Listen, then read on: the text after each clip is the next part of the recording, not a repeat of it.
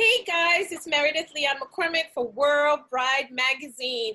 I want to continue to thank you guys for all your support for World Bride Magazine, the WBM summer series. It has been going wonderfully, and I promise you, as usual, that I will bring the professionals from our industry that are thinking of you during these times of crisis and making life so much easier for you to have your spectacular wedding. Today, I have a dear friend, a fellow sister in the industry, an icon herself, Miss Paulette. Hello, Meredith. Hello, gorgeous. You look absolutely queenly. Oh, thank you. You look like a queen. Thank you. It's beautiful. Who's the designer of this necklace? Paulette. What? Yes. That's you missed our Hello Africa collection. I love it. Well, I'm not going to miss it anymore. I want a piece myself. I will send you one. Yay! So, I wanted to talk to you about the industry that we both love so passionately. You've been in the industry for over long time. 15 years. More than that. But you look like you're only 25. Almost 20.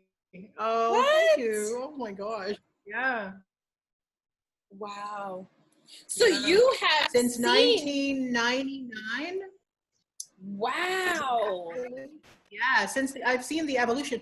I remember not long after I started, these sales reps came into our showroom, and at this time I was with Manale, who was an Ethiopian designer that was one of the top in the industry at the time. I remember these people came in from the knot. They were talking about putting wedding dresses on the internet, and everyone was completely horrified.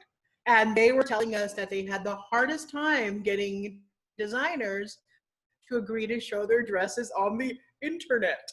It was so funny. But we were one of the first to sign up because, I was there to be the progressive person. And so I was like, let's try this. And we were literally one of the first people to join the knot. It was fascinating, but nobody wanted to. And then to pay to get on the internet. Yeah. So look how far we've come. And now we can't live without the internet. Absolutely. I mean, I Google everything.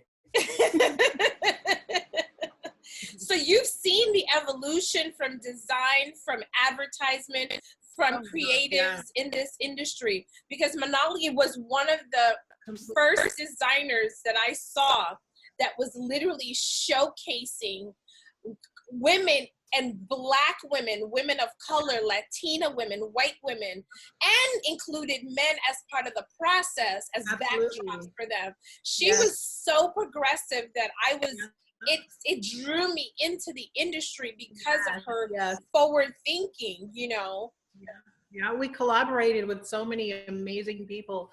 I mean, when Sean Combs opened Justin's restaurant, we helped him promote it with our campaign. So we did one of our first shoots at Justin's, using some Black male models as backdrop at the time, and that was never done. It was really a wonderful. We partnered with Robert Garland from Dance Theater Harlem to create a ballet instead of a show. I don't know if you remember that. That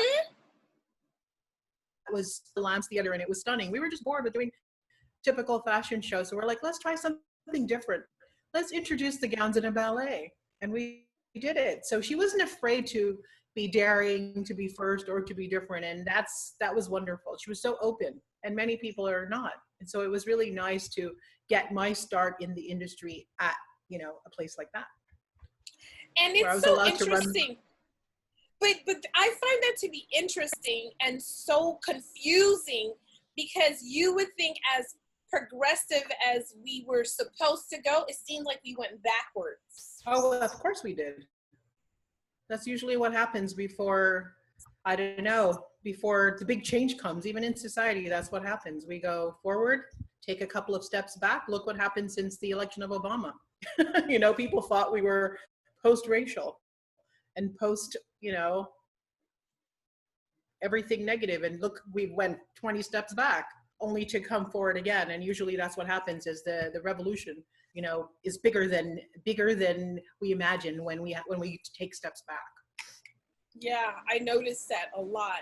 Yeah, So now yeah. in the fashion industry, you know, as a figure, a respected figure, because now you went from working with Manali and other designers and opening up your own bridal store, Designer Loft, with Liz Selassie, becoming one of the most sought after boutiques, and people from all over the world will still continue to come and shop with you. There, so it's funny going from Manale to Designer Loft.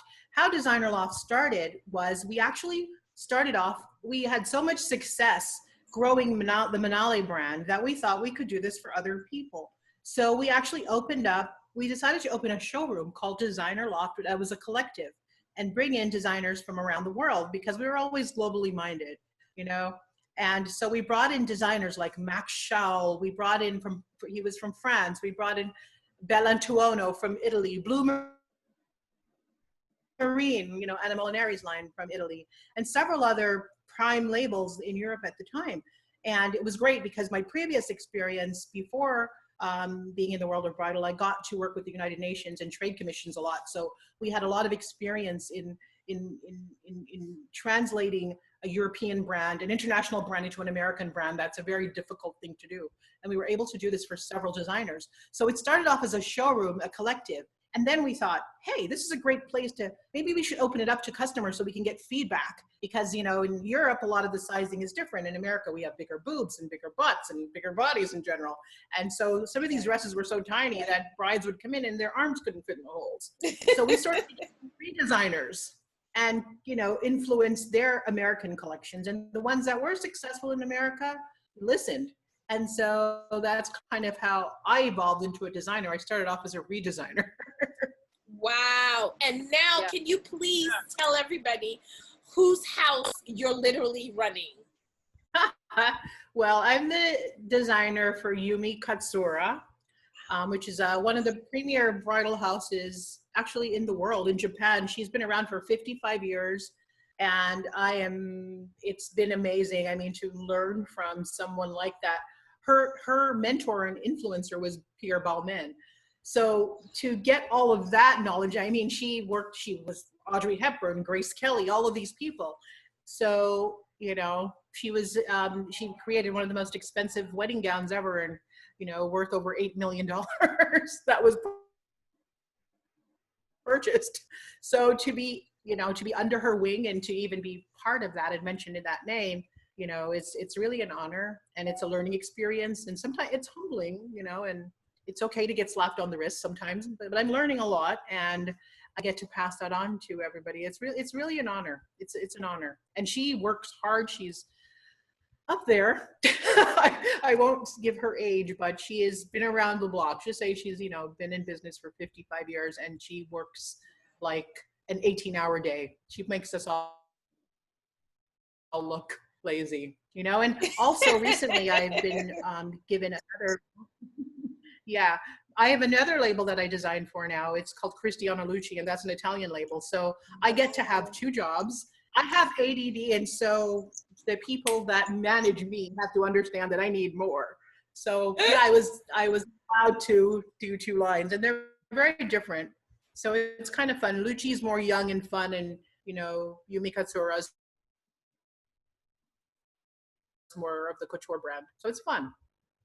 Wow. How are you managing to do all of this and still have a family and, you know, run a store? Like, you must be some superwoman. So Liz really manages and runs the retail business now. I've sort of taken a back seat on that, and now my customers are more of the retailers, which is interesting, but you get a lot of respect with that because, you know, I've pretty much been able to run the whole gamut of the bridal cycle, you know, from understanding sales and marketing to understanding, return on investment and all of that stuff, and what their clients want, and listening and going to trunk shows and seeing brides all over the country and what they're asking for. So it's nice to be able to have that respect from our retailers, that knowing that I have this background. which is not typical for a designer. And definitely not typical for a Black woman Yes. to be doing what you do. Because going back to when we first initially met some years ago, there was literally less than a handful of Black women in the room on the luxury end of it. So I remember, oh, exactly. You know, so I remember very few people, and one of them was you, Mark Ingram, and Amsala and Manali. Those were the only people that I know as prominent figures. And then I would see a couple of other people, but they worked for other brands. But you guys were the bosses, the decision makers of you held the destiny of the direction of how Bridal was going to go. And I think that's probably where we can credit the fact that, you know, when you're in a position of power, you can decide that I'm going to be inclusive. If you have to sit behind and ask permission to, it makes it a little bit more difficult if you're not of that mindset to understand that part of the business. And I think that is where it was from you. You come from a financial perspective, but the retail gave you the consumer perspective, and you use both worlds. And I think that's the measure of your success, wouldn't you say? Yes, partially. Yes, absolutely. And I think coming from a company, so I was head of media relations for the British cosmetics company, The Body Shop. And it was a massive brand here in the United States throughout the 90s. And you know, that was an incredible experience because that company was very forward thinking in terms of diversity, in terms of inclusion. You know, the first to talk about, you know, size, the first to celebrate bodies of all types. I Love Your Body campaign.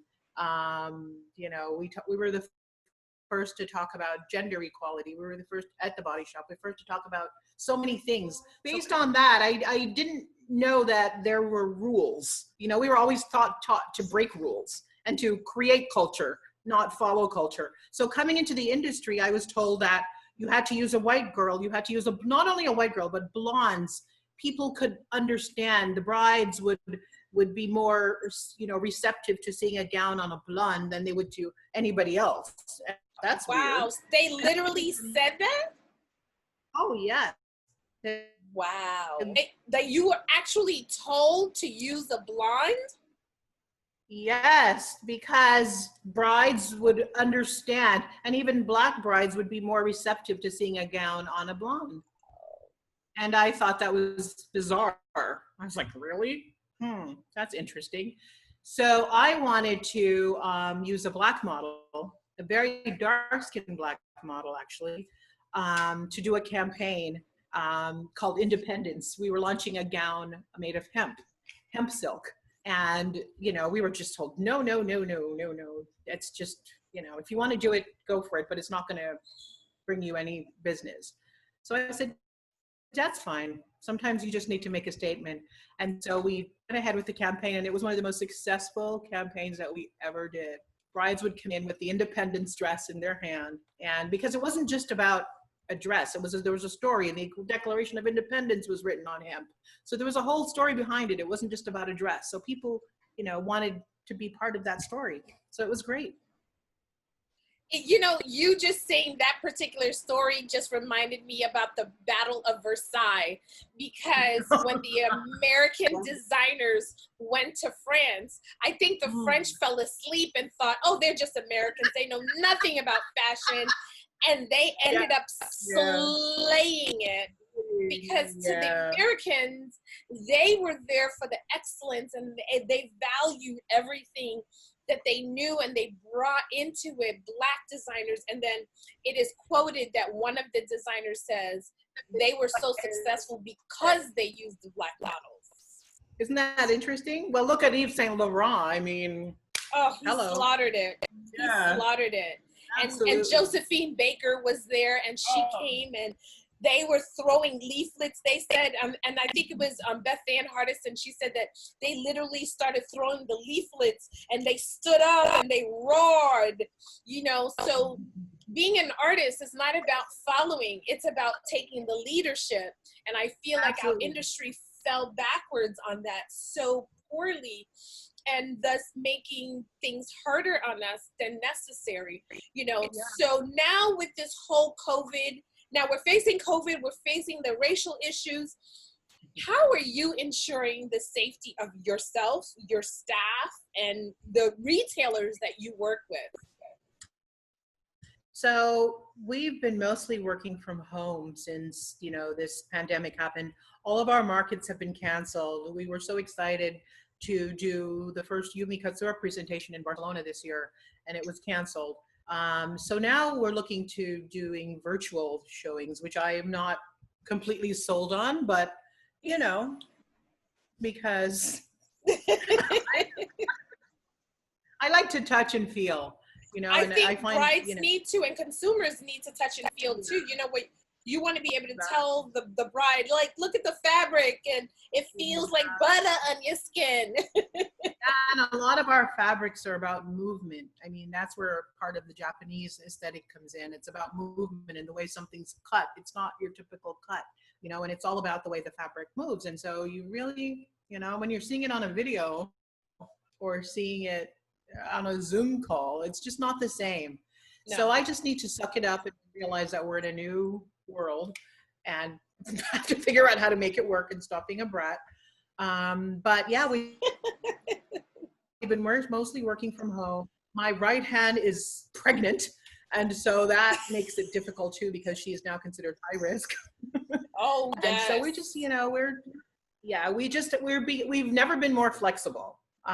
We've never been more flexible. We're going to attempt to do a few trunk shows with stores that are, you know, doing the right thing, one at a time, two at a time. So we haven't done that yet, but we've agreed to do a couple, and we'll see what happens. But it's definitely been a different world. Definitely different. Trunk show at Kleinfeld's, and I mean, it was just so busy. We saw hundreds of brides, and it was right. fantastic. And you were just on that high, and then literally for us, 2 weeks later, lockdown. And we were like, "What? This can't be happening."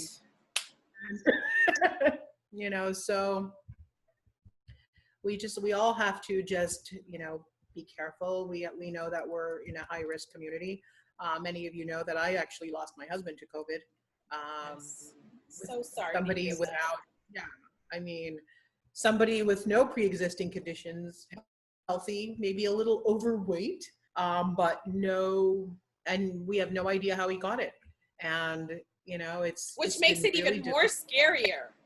Yeah, it makes it super scary, and it just makes it really saddens me to see that people are questioning, you know, this pandemic and not wanting to protect themselves or the people around them. It actually really angers me, and I don't know. I think there's going to be a lasting after effect, you know, that I don't know. It's not. I know I'm it's not gonna. challenging.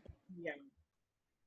But you know, the way you've been able to bounce back and be supportive towards others, we've been watching it, you know, and you've been a support to your community and an advocate for people to please protect themselves and be safe.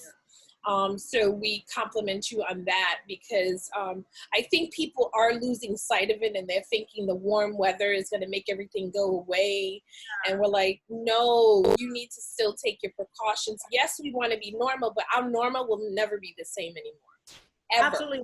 Yeah. And I hear, you know, retailers telling me that they have brides that want to bring massive parties, you know, to come into the store. And it's just, they get upset and, you know, at the retailer when they say, you know, you really can't, even if you're wearing masks or whatever, you don't want to risk your life. You don't want to risk your parents' lives. And I think until it hits you in this personal way, it's really hard. It's because it's like something you see on TV, you know, it's like Ebola, you know, it's not, I'm never going to get that, you know, because it's over there.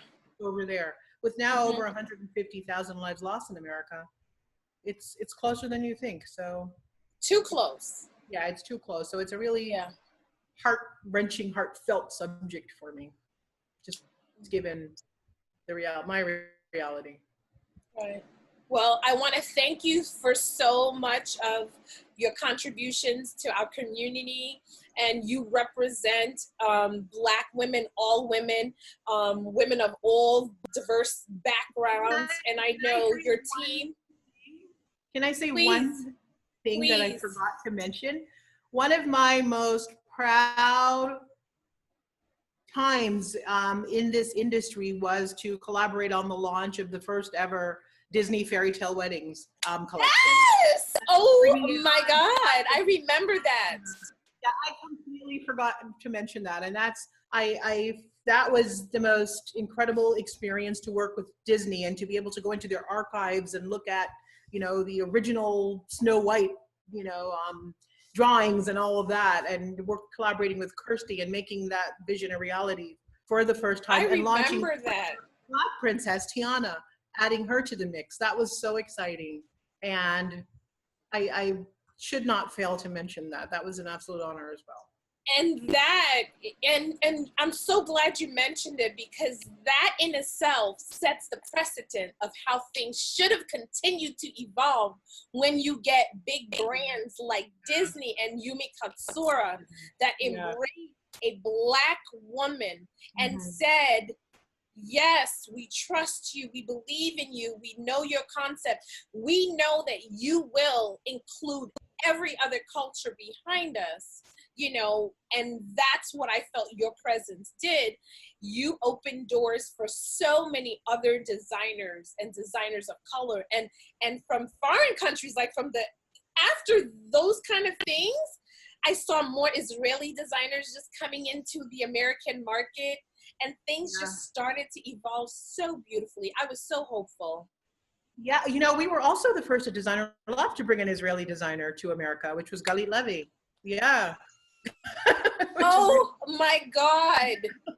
That was the beginning of it all. And then all of a sudden now every single show is Israeli designers. At least 6 of them are showing their collection. Yeah. It's fascinating.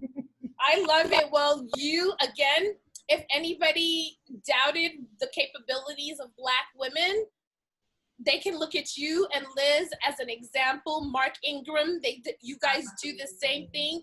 You guys make sure that there is diversity in your place of business, and every woman that walks into your shops feel invited and feel themselves that one day I can look like this. And they dream, because a wedding, we dream about it since we were a child.